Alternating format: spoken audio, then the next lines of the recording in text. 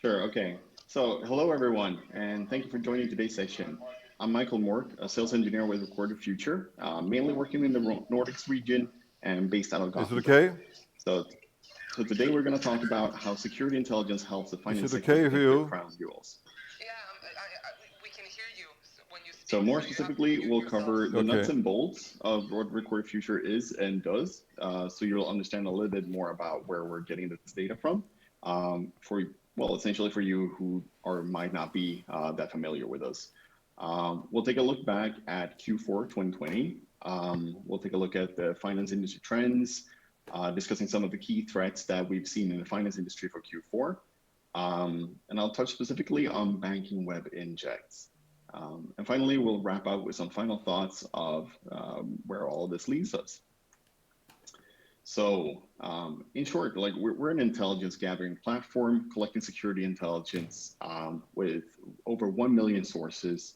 The content collected from these different sources are interpreted into the security intelligence graph that you see here in the center, or visualization of it.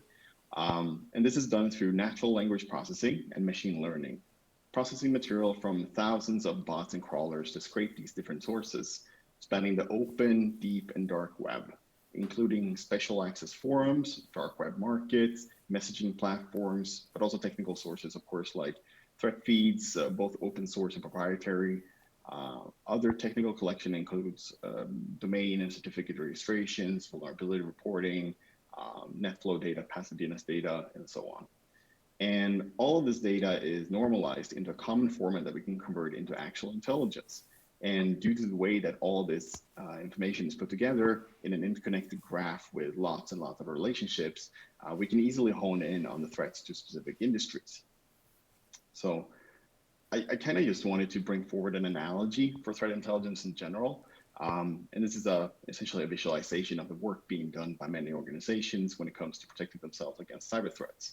And that is the castle with the high walls. And I think like when we think about security, we essentially have our firewalls, our proxies, our SIM platforms, and other security controls acting as our moat, as our high walls, our turrets, and perhaps even the guards walking the grounds, right? And all of these defenses are only as effective as the intelligence we feed them with, knowing how attackers are targeting us, what tools, techniques, and procedures that they're using, and also how they normally go about targeting our industry. So we want to take that information from the outside and apply it to the inside to protect what you care about, right? Taking a look back at Q4 2020, we saw some trends standing out. Ransomware operators continue to have an optimistic mindset when conducting campaigns, focusing on essentially data theft and extortion because, well, that works. We specifically saw an increase in egregore war activity, likely following the Mace shutdown or retirement, however you want to call it. And there was also an increase in the use of Conti ransomware.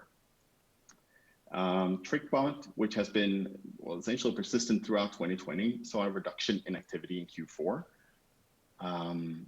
highly likely due to the attracted interest from various government and industry actors to take down their infrastructure around the time of the US election.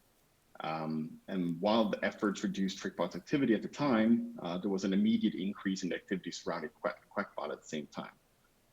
Probably due to essentially threat actors shifting away from TrickBot and into the similar loader malware of Quackbot.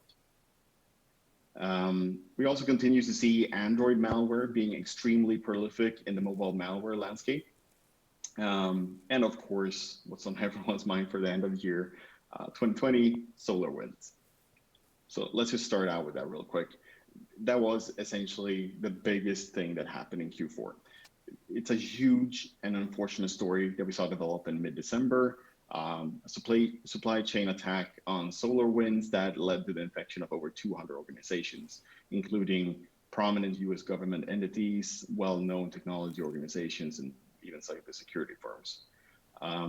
Likely the most significant malware event of last year, mainly due to the complexity, the sophistication of the attack, and the diverse set of victims. So let's cover the implications of this attack. I mean, we won't cover the attack in detail in this presentation. I mean, that's a presentation in its own. There's simply too much sophistication and complexity to provide a fair representation without covering all of the details. But what we do know is that the investigation is still ongoing with limited details released to the public so far. We're likely going to see some more details related to these attacks being released over the coming months. We have likely not seen the full extent of the victims hit by this attack. Every other week still, we learn about a new organization having been affected. But let's get back into the actual attack. Again, won't go too deep into this, but there was a backdoor being used called Sunburst. This was delivered through Trojanized updates of SolarWinds Orion. Clients thinking that they were downloading a legitimate update were actually downloading a compromised version with the Sunburst backdoor. This was a very tailored approach with very little automation involved. Manual initial access pivoting and gain of privileged access, very different from most of these attacks. Most of these attacks are highly automated in order to gain scale to the operation. But since the disclosure, researchers have identified 4 separate malware variants, being, they're not all listed here, but like Sunspot, Sunburst, Teardrop, and Raindrop. And I mean, for these, we put together the following mitigation measures to have you have a little bit of to go on to actually do something about this. And what we've done is that we provide our clients and the security community as a whole some steps to follow in addressing this threat in general. From our end, we recommend anyone using SolarWinds in their technology stack to take the following measures. Configure IDS and IPS systems or any other network defense system in place to alert and or block the provided IPs and domains. We have a full report on the whole event, where we also have like write-ups on the malware landscape of Q4. And in these reports, you can get a comprehensive list of indicators used for this step. Review your historical log data for any of these indicators as well. And we strongly recommend that you consider conducting Jara scans across your organization and deploy snort rules. Either those provided in the FireEye Sunburst countermeasure package on GitHub or ones that we provided. So we also have ones, as you can see here in the bottom. And of course, isolate any SolarWinds servers for further review and investigation while you go about this. So yeah, we don't have to go into depth when it comes to the things that we offer, but we have various hunting packages for these things, well, both for the Sunburst backdoor, but also for the Supernova PowerShell backdoor that targets the SolarWinds Orion IP API authentication bypassing vulnerability. So, but again, super brief on this, but just so you know that like, we definitely consider something to be still relevant. We have highly likely not seen the end of this yet. We are probably going to see additional organizations come forward and state they were affected about this. All right. So moving on to some ransomware. We've had quite an interesting trend developing over the end of last year, and that was that Fin11, the financially motivated group that's been active since, well, 2016 roughly, recently started using Clop ransomware for their attacks, marking a clear departure from their previous monetizing methods using custom-made malware. And this is also like a general shift we've seen among many threat actors, moving to focus on ransomware, stolen data, and the extortion of victims for their financial gain. And let's take a look at MaceLocker and Egregore ransomware. And Egregore essentially completely overtook Mace during Q4 last year, as you can see here in this timeline from Recorded Future. At the same time that Egregore was seeing a massive uptick in activity, Mace was in decline. And this was essentially following that, what I mentioned in the beginning here, kind of a press release put forward by the team behind Mace, declaring their retirement from the scene. And since the shutdown of Mace, ransom payments have essentially transferred to Egregore, and they are claiming to have roughly 133 successful attacks in the first 2 months, which is, well, pretty impressive numbers if those are true.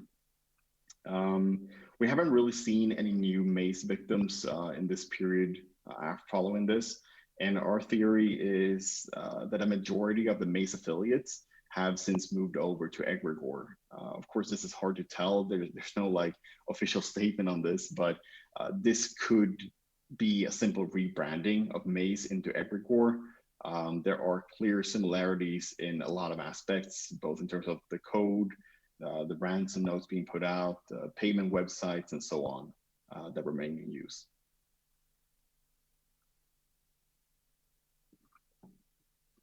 All right. So to bring some positive into this presentation as well, we have put together some mitigations that you can do to be better prepared in terms of ransomware. One being to maintaining offline backups. Again, what these ransomware will normally do is to go into your network and infiltrate most of your instances and encrypt those with their data. Having online backups thereby does not make you very resilient against these type of attacks.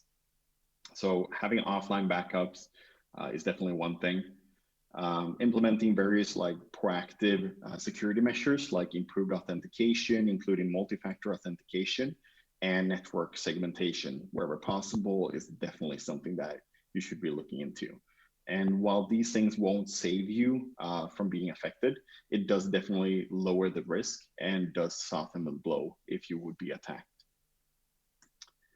So looking into, the market share, at the bottom here, I'm not going to stay too long on this slide, but at the bottom of this pie chart here, you can see Maze and Egregore essentially making up roughly 26 and 13% of what we would call like a market share, the number of victims affected respectively. That's quite a sizable share of the victims already in mid-November last year. So of course, like ransomware in general is growing like crazy, but you see certain ones stand out as more prominent than others. All right. So in Q4 last year, we also saw a massive increase in mobile malware, and especially in areas of the world where the Android platform is more prevalent. In fact, the mobile malware landscape of Q4 was essentially dominated by malware targeting Android. And a common theme among all these mobile malware is that the initial access vector is, well, for every single one actually, uses the Trojanized app approach to gain access to the device, usually through various types of games or utilities like a flashlight or a calculator and something like that. These apps are normally distributed through various third-party app stores. And with this in mind, it's highly recommended for Android users to only download applications from trusted developers and verified app stores, such as the Google Play Store. And of course, keep your operating system up to date. That goes both for you personally and for your employees. So put the processes in place best you can when it comes to this mobile device management. We continue seeing the targeting of users in the Middle East very prominently, a little bit of North Africa, and a lot in Southeast Asia compared to users in other regions. And the simple explanation is, well, just that the Android is more popular in these regions, which in turn give a larger addressable user base when targeting Android with malware. This is also something that's unlikely going to change anytime soon, so we expect this trend to continue this year. So I know this is a quite more Nordic focused event, but keep in mind that if you have employees or clients or people you're interacting with that are from these regions, they are at a much higher risk level than you would expect, for example, in the Nordics. So taking a closer look at the finance industry, we see that among the malware targeting finance and banking organizations, ransomware is a huge issue here as well. And this is highly likely going to continue. Of course, ransomware operators are generally financially motivated, and it's definitely worthwhile for you to stay on top of the related and recent indicators and various tools, techniques, and procedures mentioned in the ransomware section earlier, but also through reports from, for example, us or the security community as a whole.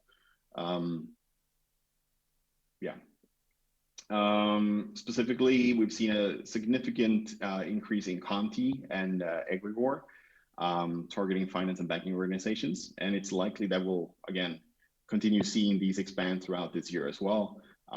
So in short, the key takeaway here is to make sure that you have up-to-date, reliable intelligence on the indicators related to these ransomware, understanding the delivery techniques, the associated detection methods you can use to allow you to take preventive action, detect and respond to any of this. Looking back to common attack vectors when approaching the finance industry, phishing, of course, stayed prominent, pretty much center stage, targeting client base in, pretty much all over, but European and Middle Eastern banks are standing out. Very opportunistic, targeting thousands of users for smaller amounts. We also saw a continuation of DDoS for extortion. And this is also something that's likely to continue this year. Again, being quite lucrative with sort of ransom demand being put forward to the organizations to be paid in Bitcoin. And unless you pay, you will see your services overloaded and made unavailable for your clients. And finally, but not surprisingly, cross-site scripting is still a common technique used by both opportunists and experienced threat actors, injecting client-side scripts through trusted websites, often for data exfiltration, getting your credentials, getting your credit card information, something like that being stolen, right? And one of the more advanced and prolific methods to steal personal information and financial data is through these things called web injects, or in this case, banking web injects, because they inject themselves into internet banking sessions. And they come to life whenever you access a banking website or open a banking app. They are very powerful tools, essentially being twins to banking Trojans, modifying content provided from legitimate connections through the APIs in the apps and the websites. They come in different forms. Some even completely replace an existing bank login page with its own, looking completely legitimate, with like being completely on top of branding, making sure that everything looks right. The config files for these injects are generally hosted on command and control servers remotely. This is something that we monitor closely. Many of these web injects target Windows and Android and integrate with a number of banking Trojans existing in the market as well. And these forms of malware have lots and lots of functionality built in. They're often able to bypass multi-factor authentication, have very well-built control panels to administrate the attacks, and the infection methods through phishing and exploit kits are very efficient. So we analyzed our dark web markets collection for banking web injects. And I mean, so some developers offer both over-the-counter solutions as well as custom ones. But the pricing difference is quite considerable. So if you want to order a custom, directed to a specific bank, for example, something that's not available over the counter, any custom ones are costing in excess of $1,000. But if you want to go for like an over-the-counter one, standard ones, they're usually like $40 to $70, so quite cheap. One thing we notice is that a lot of the developers that are currently active have been active for a longer time. So it's just like changing tools over time. And some of the more technically capable and respected developers are these that we list here at the top left. I would suggest taking a closer look at their listings, like what's being pushed out right now. All right. One of the more prominent ones in this area is Cerberus. And we've seen like in excess of 100 companies with highly tuned custom skins mimicking the original sign-in page to trick the user. So they essentially just completely mimic the login for various banks and make sure that their users can launch these campaigns against your clients directly. What you're seeing here is the Cerberus version 2 admin panel. You have settings for the different bots available, but you also have very granular control with a library of commands available for each bot. From here, you can send SMS to the victim, exfiltrate various type of data. You can even grab, you can see here at the bottom, you can even grab the Google Authenticator one-time password code from the victim. And it's all very, very user-friendly with support from the ones you buy it from. And like I mentioned before, I mean, they have this out for lots and lots of banks. This is expanding all the time. Of course, it's not only banks. You can see Twitter on the left here, but again, this is a very, very well run operation and very user friendly for people to get started with their attacks. All right, so let's just wrap up a little bit here. What we've covered. Ransomware, we talk about it quite often. It's likely here to stay. Even when the infrastructure of these threat actors is targeted, they shifted to something new and continue, like we saw. We've seen it in multiple occasions, either voluntarily shutting down to just move over to something else, or when being actively targeted, like TrickBot and QuackBot. We're likely going to continue seeing Android as one of the more targeted platforms for malware. Also, I mean, banking web injects, it's not going away. And you essentially need to stay on top of the developments among these threat actors, their tools, techniques, and procedures, their TTPs, in order to be able to anticipate their attacks. But you also need to be on the lookout for your own data, your payment card data, your domains, access being sold, and so on. So definitely, yeah, consider looking into something that can provide you with that, like our platform. And also keep in mind that as security measures are taken to harden your own defenses, people become the weak link in your organization. So don't forget to bring up that awareness and educate your employees and your clients to make sure that they are also quite resilient to phishing attacks and the like. All right. Yeah, that's pretty much it for today. Thank you so much for taking part of today's session. I'm hoping that you found it useful.